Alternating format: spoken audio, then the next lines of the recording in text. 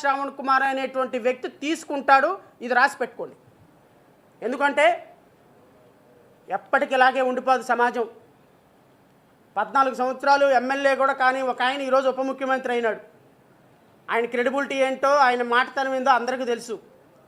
జడా శ్రావణ్ కుమారో, ప్రసాద్ గారో, ఇంకొకరు ఏ సమాజం అలాగా ఉండిపోదు.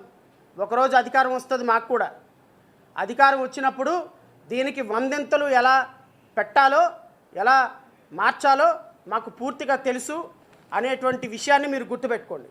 ఓవరాల్గా నేను చెప్పదలుచుకుంది ఒకటే, ఇంకొక 5 మినిట్స్లో ముగిస్తాను. కూటమి ప్రభుత్వం అసెంబ్లీలో నిన్న మాట్లాడినటువంటి ప్రతి మాట కొన్ని కోట్ల మంది మనసుల్ని, గాయాలని రేపిందన్నటువంటి విషయం మాత్రం గుర్తుపెట్టుకోవాలి. ఇది కేవలం మాల సామాజిక వర్గం కోసం మాట్లాడుతున్నటువంటి మాటలు కాదు అని కూడా గుర్తుపెట్టుకోవాలి.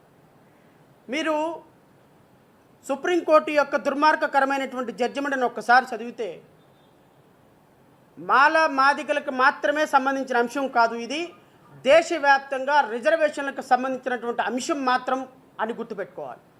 ఈరోజు తమిళనాడులో ఉన్నటువంటి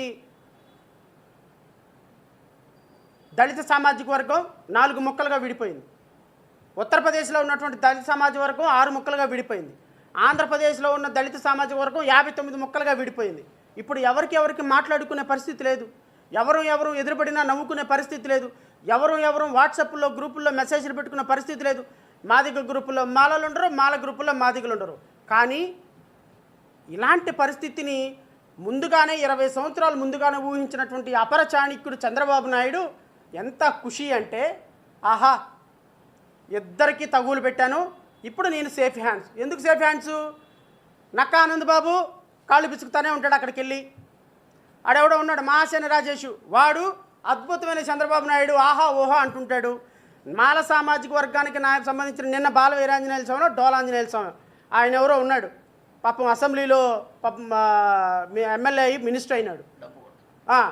ఎవరు పేరు సార్? డబ్బు కొడుతున్నాడు, బాల వీరాంజనేయులు. ఆయన ఇలాంటి మాల సామాజిక వర్గానికి సంబంధించిన నాయకులందరూ చంద్రబాబు నాయుడు కాళ్ళు పిసుకుతున్నప్పుడు, చంద్రబాబు నాయుడు బూట్లు నాకుతున్నప్పుడు, చంద్రబాబు నాయుడు నువ్వే దేవుడు అంటున్నప్పుడు, మాల సామాజిక వర్గంలో ఉన్నటువంటి మన బిడ్డలు, మన కన్నీళ్ళు, మన తల్లిదండ్రులు ఈరోజు కష్టపడి సంపాదించి పెడుతుంటే రేపొద్దున ఉద్యోగాలు వస్తాయని ఆశపడుతూ రేపు చిన్న ఉద్యోగాలకు కష్టపడుతున్నటువంటి మన సోదరులకి, మన బిడ్డలకి ఉద్యోగాలు రానప్పుడు వీళ్ళ భవిష్యత్తు ఏంటి అని ఆలోచించేటువంటి ఇలాంటి నాయకులు లేనప్పుడు ఈ రాష్ట్రంలో ఇంకా ఏ విధంగా ఒక కమ్యూనిటీ ఔన్నత్యం ఉంటుందో ఒక్కసారి ఆలోచించమని కోరుతున్నా. ఒక పక్క మాదిక సామాజిక వర్గానికి చెందినటువంటి ఎమ్మెల్యేలు, మినిస్టర్లు అందరూ వెళ్ళి ఒక ఉద్యమాన్ని తమ ఉద్యమంగా భుజాన మోసుకొని వెళ్తుంటే, అరే మన సోదరుల్లో ఉన్నటువంటి ఐకమత్యము వాళ్ళని కలుపుకొని వెళ్ళటానికి మనకు లేకపోతే ఇంకా ఏ విధంగా ఈ సమాజంలో మనం రాజ్యాధికారం సాధించగలం? ఈరోజు నా శత్రువు నా సోదరుడు అయిపోయినాడు, తమిళనాడులో శత్రువు సోదరులు అయిపోయినారు. వీళ్ళందరినీ కూడా 40 కోట్ల మందికి ఉన్నటువంటి ఈ దళిత సమాజాన్ని 400 గ్రూపులుగా విభజించి మోడీ విటహాసహాసం చేస్తున్నాడు. సుప్రీంకోర్టు చేతిలో, సుప్రీంకోర్టు పెన్నుతోటి సుప్రీంకోర్టు దళిత చరిత్ర మార్చేసినటువంటి ఒక 40 కోట్ల మంది తలరాతలు మార్చేసినటువంటి ఇక జీవితంలో ఈ భూమి ఉన్నంత వరకు ఎర్రకోట మీద ఒక దళితుడు జెండా ఎగరేయలేడు. ఎగరేయగలిగితే వాడు భారతీయ జనతా పార్టీ నుంచి ఎగరేయాలి. ఎందుకు అంటే ఈ దేశంలో ఇక రాజ్యాధికారంలోకి రాకుండా, ఈ రాష్ట్రంలో రాజ్యాధికారానికి రాకుండా, ఈ రాష్ట్రంలో జడా శ్రావణ్ కుమార్ అనేటువంటి వ్యక్తి రేపొద్దున ఏడన ఒక ముఖ్యమంత్రి స్థానానికి పోటీ పెడితే మాల సామాజిక వర్గం మాత్రమే నాతో ఉంటుంది, మాదిక సామాజిక వర్గం ఉండకూడదు. కారణం ఇదిగో ఈ దుర్మార్గుడు చేసినటువంటి పని. సో ఓవరాల్గా రాజకీయంగా పతనం చేయాలి అని, రాజకీయంగా ఒక కమ్యూనిటీ ఎదగకూడదు అని, భవిష్యత్తులో డాక్టర్ బిఆర్ అంబేద్కర్ ఇచ్చినటువంటి రిజర్వేషన్ ఫలాలు కంప్లీట్గా తుడిచిపెట్టేవాళ్ళని, క్రిమిలేర్ అనేటువంటి ఒక సిస్టమ్ని ఇంట్రడ్యూస్ చేయాలి అని ఈరోజు దళిత సామాజిక వర్గంలో ఉన్న 40 కోట్ల మంది హృదయాల్లో చిచ్చుపెట్టినటువంటి ఇలాంటి పార్టీలని ప్రశ్నించాల్సిన బాధ్యత మనకు లేదా? ఏమండి, 4% ఉన్నటువంటి ఒక కమ్యూనిటీ 1956 నుంచి భూమి దగ్గర నుంచి, భుక్తి దగ్గర నుంచి, పొలం దగ్గర నుంచి, ల్యాండ్ దగ్గర నుంచి, మైనింగ్ దగ్గర నుంచి వాట్ నాట్ అండి, మీరు రండి, 14 లక్షల హెక్టార్ల భూమి, కనీసం 10,000 ఎకరాలు ఒక దళిత కుటుంబాల దగ్గర లేవే. 4% ఉన్నటువంటి మీరు రాజ్యాధికారాన్ని ఏలుతున్నారు. 4% ఉన్నటువంటి మీ దగ్గర భూమి ఉంది. 4% ఉన్న మీ దగ్గర ప్రాజెక్టులు, A+1 కాంట్రాక్టర్లు, డాక్టర్లు, లాయర్లు, జడ్జిలు, ఇంకా సుప్రీంకోర్టు జడ్జిలు మీరే, హైకోర్టు జడ్జిలు మీరే, సినిమా ఫీల్డ్లో మీరే, ఇంకా ఫీల్డ్లో మీరే, బిజినెస్లో మీరే, కన్స్ట్రక్షన్లో మీరే, అన్నిట్లో మీరే, ఇంజనీరింగ్ కాలేజీలు మీయే, మెడికల్ కాలేజీలు మీయే, కార్పొరేట్ స్కూల్స్ మీయే, వాట్ నాట్. మరి దీంట్లో విభజన చేయరా? దీంట్లో విభజన అడగరా? దీంట్లో పార్షియాలిటీ కనిపించలేదా? సమాజంలో కేవలం దళిత సామాజిక వర్గంలో మాలలే మాదిగలను దోచుకుంటున్నారు, మాదిగలే పాపం అన్యాయం అయిపోతున్నారు.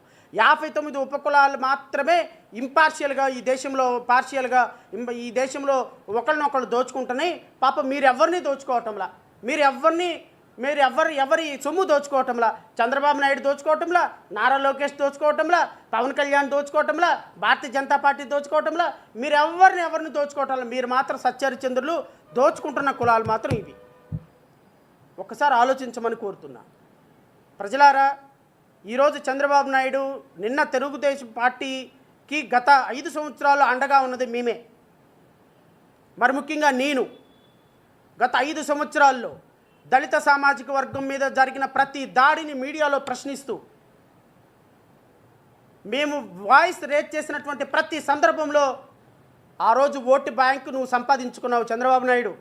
ఈరోజు మా సోదరులు నిన్న తిరుపతిలో మీటింగ్ పెడితే రాత్రికి రాత్రి అరెస్టులు చేసి, హౌస్ అరెస్టులు చేసి, ఎక్కడికక్కడ పోలీసులను పహారా పెట్టి వాళ్ళందరినీ మీటింగ్ పెట్టకుండా గ్రౌండ్ పర్మిషన్ గంటలో క్యాన్సిల్ చేయించినటువంటి సంఘటన మర్చిపోతారని మాత్రం అనుకోమాక. చంద్రబాబు నాయుడు గారు చెప్తున్నా, గత ప్రభుత్వంలో నాకు తెలిసి నేను ఒక 50 సార్లు హౌస్ అరెస్ట్ అయినా. ఆ రోజున హౌస్ అరెస్టులు జరగకూడదు, ప్రజాస్వామ్యం ఉండాలి. చూసారా, నేను కుప్పం వెళితే నన్ను ఆపారు. చూడండి శ్రావణ్ కుమార్ గారు, మీలాంటి వాళ్ళు రేట్ చేయాలి, ప్రజాస్వామ్య పరిరక్షణ వేదిక మీరే చైర్మన్గా ఉండాలి. చూసారా, నేను కుప్పం వెళ్తే నన్ను 75 సంవత్సరాలు నన్ను ఆపాను అని బోరుమని ఏడ్చిన రోజులు లేవా? ఫోన్లు చేసి మీరు, నేను ముఖ్యమంత్రి గారిని అడుగుతున్నా, మీరు నాకు ఫోన్లు చేసి నన్ను అరెస్ట్ చేశారు శ్రావణ్ గారు, ఈరోజు మీ దయవల్ల, మీలాంటి వాళ్ళ దయవల్ల నేను బయటకు వచ్చినాను అని మీరు రాజమండ్రి సెంట్రల్ జైలు నుంచి బయటకు రాగానే 3వ ఫోన్ కాల్ నాకు చేశారు కదా. నాకు చేసి శ్రావణ్ గారు మీ పోరాటానికి నా హ్యాట్స్ ఆఫ్ అన్నారు కదా. మరి మీకోసం మేము ఫైట్ చేసిన రోజున మీరేమన్నారు?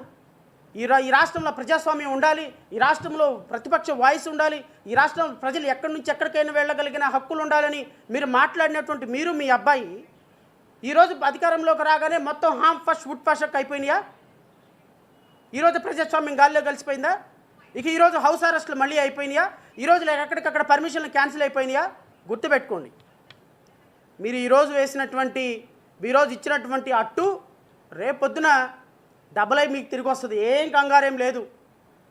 మీరు ఈ రాష్ట్రానికి చేసినటువంటి ప్రతి ఒక్కటి కూడా మీకు తిరిగి 2 తిరిగి వస్తుంది. ఈరోజు దళిత సామాజిక వర్గం ఒక సామాజిక వర్గాన్ని దోషులుగా చేసి ఈరోజు ఎక్కడైనా మీటింగ్ పెడితే ఒక IARS ఆఫీసర్గా, ఒక అఖిల భారత మాల సంఘాల JAC చైర్మన్గా ఆయన ధర్నా చౌక్లో ఒక పిలుపునిస్తే ఆయన ఇంటికెళ్ళి హౌస్ అరెస్ట్ చేసే స్థాయిలో మీ పార్టీ ఉంది అంటే, మీ ప్రభుత్వం ఉంది అంటే, మేమంటే ఎంత చులకన. లేకపోతే మీరు ఒక వ్యక్తిని, అఖిల భారత మాల సంఘాల చైర్మన్ని హౌస్ అరెస్ట్ చేస్తారా? చంద్రబాబు నాయుడు గుర్తుపెట్టుకో, ఈ మీడియా పరంగా నేను వార్నింగ్ ఇస్తున్నా, ఎక్కడికి పోవు.